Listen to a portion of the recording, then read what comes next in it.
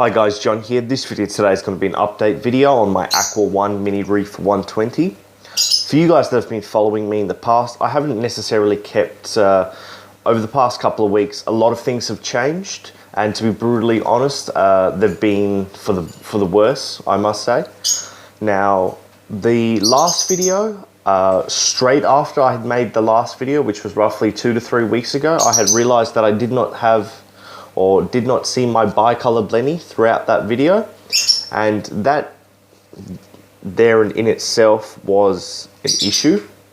It was a problem as I didn't see him through the 12 or 13 minutes that I had filmed the video, and I put the camera down. I had uploaded the video to then find that my bicolor blenny had jumped out of the tank and dried up.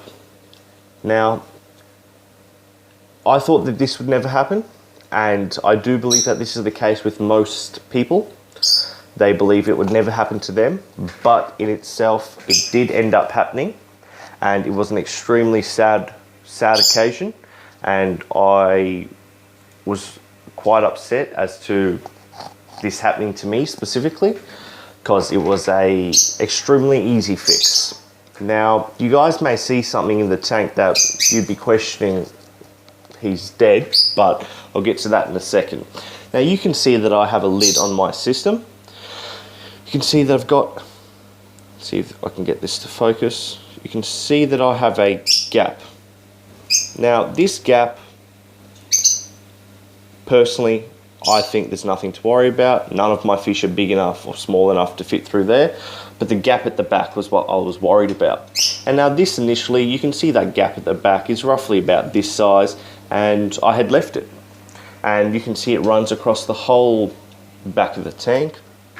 And I had initially left that in the tank to just give a bit of ventilation, as the top of the lid did used to get water droplets and fog up quite a bit. So I left that at the back there, thinking it would be a good idea and to give the tank some ventilation. But now that I think back, it clearly wasn't a good idea as my blenny jumped.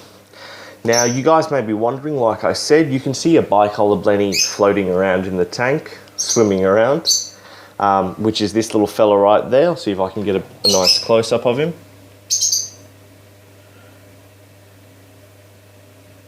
So he's not camera shy at all. Now, this fellow is a new addition. He is not my original bicolor blenny. He is brand new. He's been now in the tank. I basically got him the day after my fellow died, as I was just so gutted to see the tank without a blenny. I went to the aquarium that I felt best and got a really nice bicolor blenny. And I'm really happy how this fellow has come along in the couple of weeks that he's been with me. He's been absolutely great.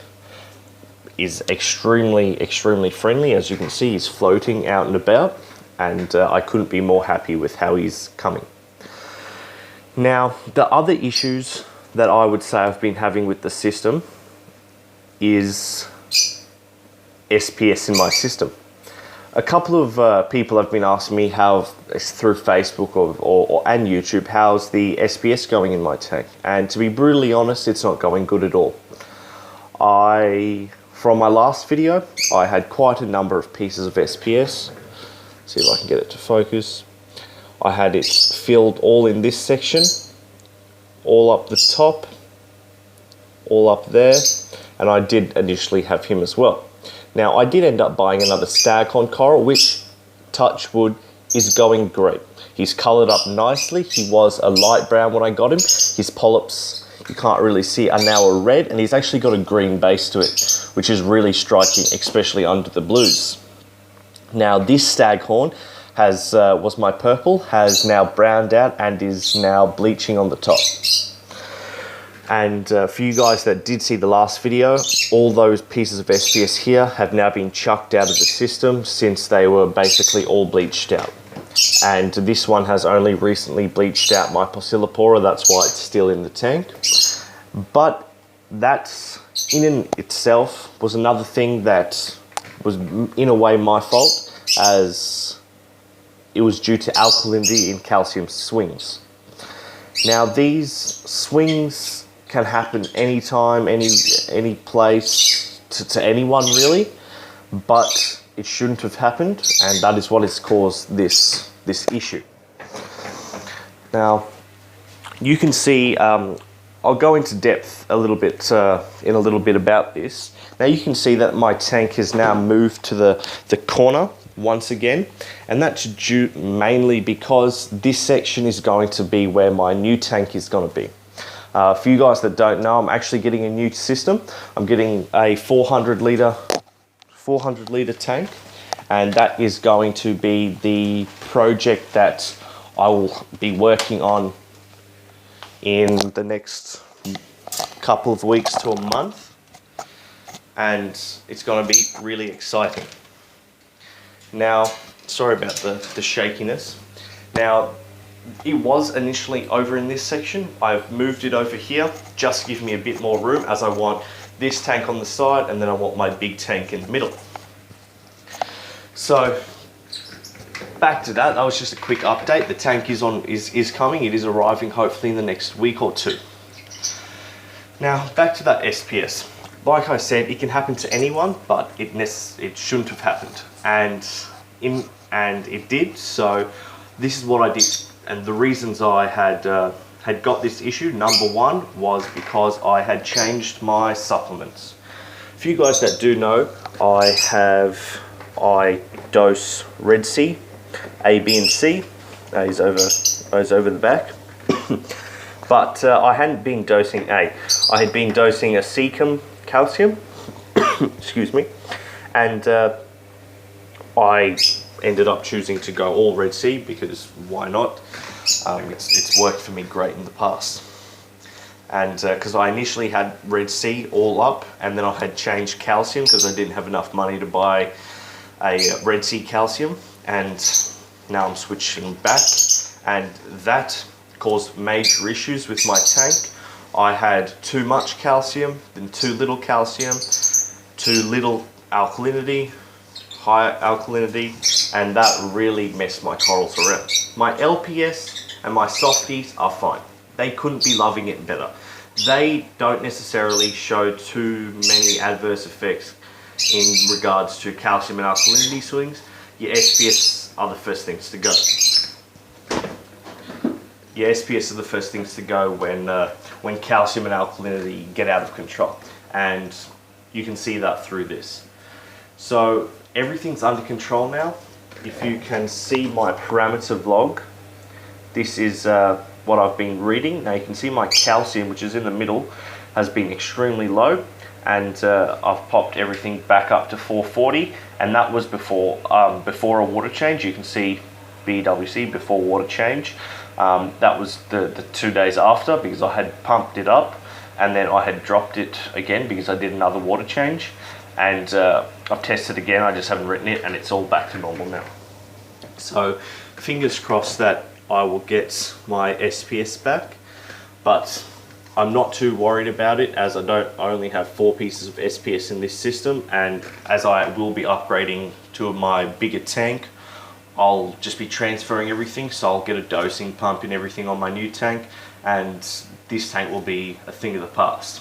Now, it is quite interesting to know the good things that have happened. So a good thing in a way is that my blenny, which I showed you over here, is extremely friendly and an extremely beautiful fish.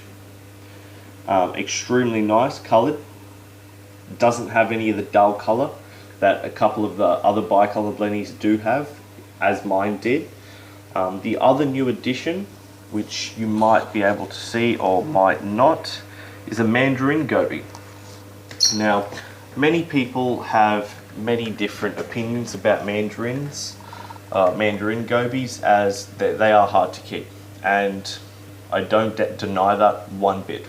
They are very hard to keep if you do not have an established tank, and even if you have an established tank, they can be quite challenging, as they will deplete your pod or microfauna population, and once that's done, they've basically got no food left.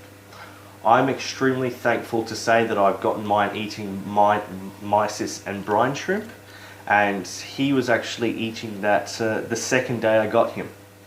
So I had not fed the tank for 2 days.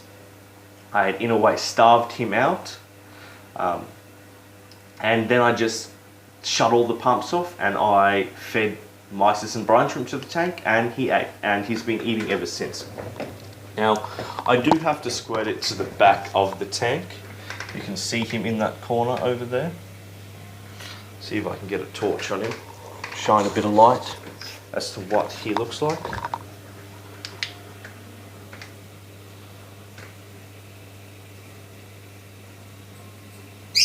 Not helping too much.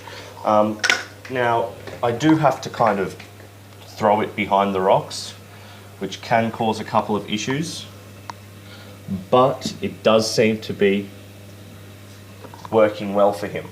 Now, sorry that I can't really show you him. He's a real rock dweller, loves to swim in and amongst the rocks, and it is quite hard to video him. He comes out at night time a lot, and that's normally the viewing time for him, during night time when all the other fish are more or less asleep. Now, he's not, once again, the only addition to the tank. I did buy another wrasse, and the only reason I bought another wrasse or added any more fish to this tank is because I wanted to get everything settled in before I transferred it to the new tank. I wanted to know everything was eating, everything was going to the toilet, everything was parasite free before I added it to the new system. And my blenny and Mandarin goby, perfect, 100%. The new wrasse, as you can see, it's not out. It's a Christmas wrasse, so it looks just like my Mandarin, which is this blue guy over here, but it is purple in color, which is a really striking and lovely fish, but he is a horrible, horrible fish due to its being so scared. You get that a lot with these fish. I had major issues at the start with my chorus wrasse, which you guys actually get to see more or less for the second or third time in these videos, because I normally don't film during the day as I am now. So he's out and about and doing well. But with wrasses, especially because they do bury under the sand, they are prone to getting a lot, or being a lot more hard to turn around. This wrasse in particular has been the worst case so far. He hasn't really come out, he doesn't really come out every day. He doesn't come out every day, he comes out every 2 to 3 days. And when he does come out, I'm not at home to feed him. So I have been managing to feed him on a regular basis. He does eat very, very small amounts of food, but it's not very, very beneficial for him because he's a large wrasse. He's actually bigger than my Mandarin. So you can see as to why that he would be needing a lot more food. And he did end up introducing white spot back into my system.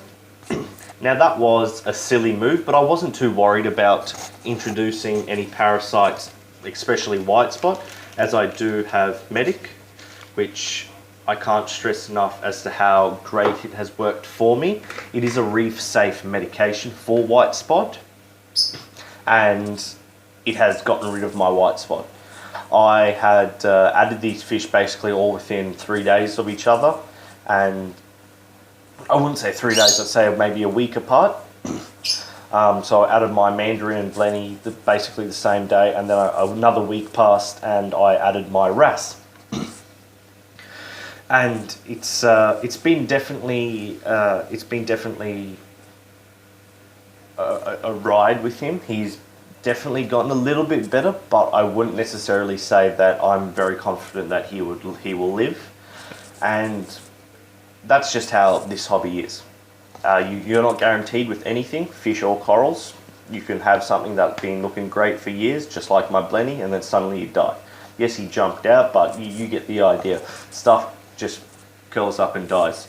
It's not necessarily got anything to do with your husbandry or care, although a lot of it does. But in terms of my situation, everything's fine in my tank.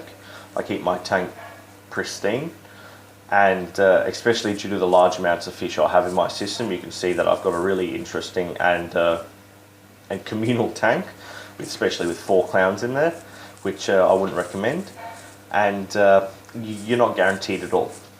A couple of new additions in terms of corals have been my zoanthids. If you can see down here, see these green fellows are awesome. Also added some more green fellows, which are there, and there. And I also added some more corallimorphs, yep, which are these purple ones.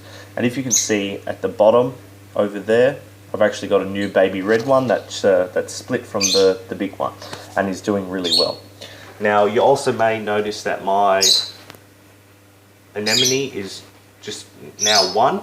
I don't have my breeder box up here anymore, and that's mainly due because I swapped my 2 anemones that I had fragged for my Mandarin goby, which was in my mind a really good deal, and I was a little bit sketchy on it at the first because my Mandarin goby was most likely going to die. But in saying that, he's great, and I'm extremely happy how the tank has come along. Now, for you guys that want to know the specs that I'm running on my tank, I'm running everything that Aqua One's tank had given me.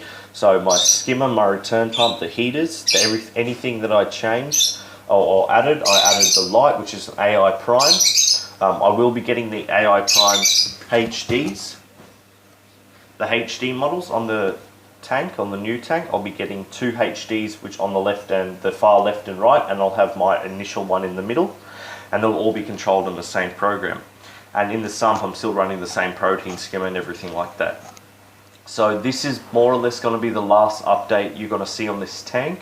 I wanted to make it a little bit of a longer one to say how everything's going. Everything's going fairly well. I am pretty happy. Now, a lot of people would say that due to my SPS dying and my wrasse bringing a white spot and not being the best, that will get you down. And yes, it's a sad thing. I didn't necessarily want that in my tank. But in saying that, I'm extremely happy how the overall tank is coming along.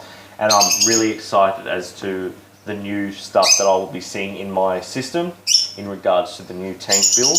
And I'll keep everyone updated on that and posted as to how everything's going. So I'll leave my Facebook link in the description.